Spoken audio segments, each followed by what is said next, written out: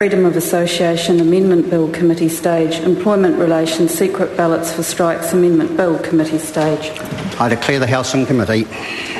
Mr. Speaker. Mr. Chairman.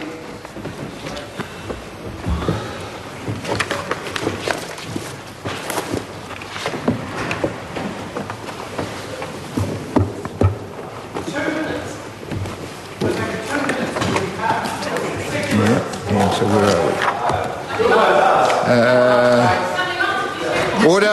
Order. Members, the House and Committee for further consideration of the Education Freedom of Association Amendment Bill and consideration on the Employment Relations Secret Ballot for Strikes Amendment Bill.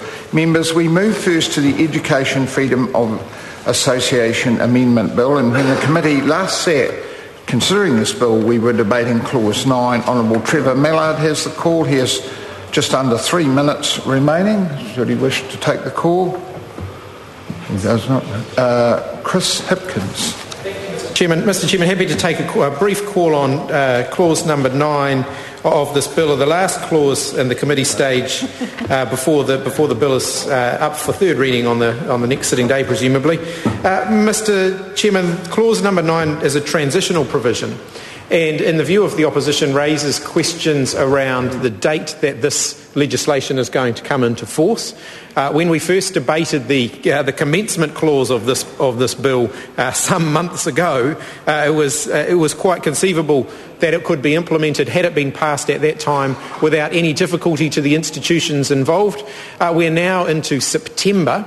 Many of the institutions will have set their tuition fees for the coming year, will have begun to enrol students. Many more students will be covered by this transition clause than would have been had this bill passed earlier in the year, in the sense that many more students will be in programs that will be ongoing past the commencement date of this bill than would have been had it been passed when we debated the commencement clause.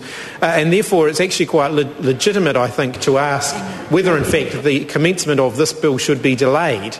Because, as I said, many of the institutions will have already set their tuition fees and begun enrolling students for next year, and we think that it would be reasonable, therefore, to delay commencement of this bill overall until the beginning of January 2013. It is a logistical nightmare for some of the institutions to try and change their procedures at this late stage in proceedings. I accept, of course, that that's because we, the opposition, have been arguing this bill fully through over the last few months, and other bills that have come before it. It does look like this bill will pass before the election. Therefore, I think it is legitimate to ask whether, in fact, this transition clause should be expanded, or potentially for the committee to go back and reconsider the commencement date for the bill, because this transition clause at this late stage is probably going to be insufficient to meet the challenges that are posed by the passage of this bill at this late stage in the year when students have already begun enrolling for their studies. And also, of course, there is the question of how long it will take to put alternative systems in place, for the institutions to put alternative systems in place. They will have to put systems in place for student representation on their governing bodies, for example, currently covered under the law by the students' associations. Universities, polytechnics, institutes of technology, they'll need to put alternative systems in place for those from next year. And of course, they're coming up to exam time, and a time when many students won't be in the institutions. And is it therefore feasible for them to put those things in place in time for a commencement date of the 1st of January in the new year? And I would argue quite strongly that it isn't, and therefore the transitional provisions currently provided for in the bill are insufficient.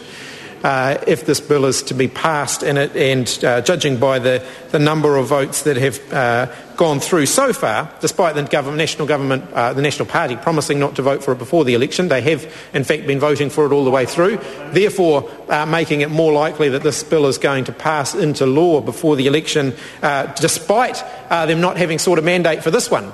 They claim they seek a mandate when they change their policies. Well, they changed their policy on this, but they don't seem to think they need to go back to the electorate for a mandate on this particular piece of legislation, unlike some of the other things that they claim to be seeking a mandate for, even though there is another example of them implementing policies without a mandate despite claiming that they're intending to. And so therefore, Mr Chairman, I think it's quite reasonable for us to go back and consider whether this transition clause should be expanded, because it's simply not going to be feasible to implement this piece of legislation prior to the 1st of January next year. It will be a nightmare for the institutions to implement.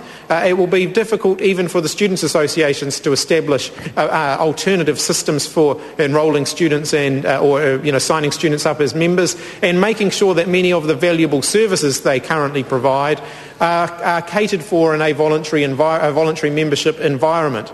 So I'd ask the committee to reconsider whether this transitional clause is sufficient, and whether in fact we should go back and reconsider the commencement clause and extend the date for the commencement of this bill by a further year. When we first considered the commencement clause, as I said, it was some months ago. A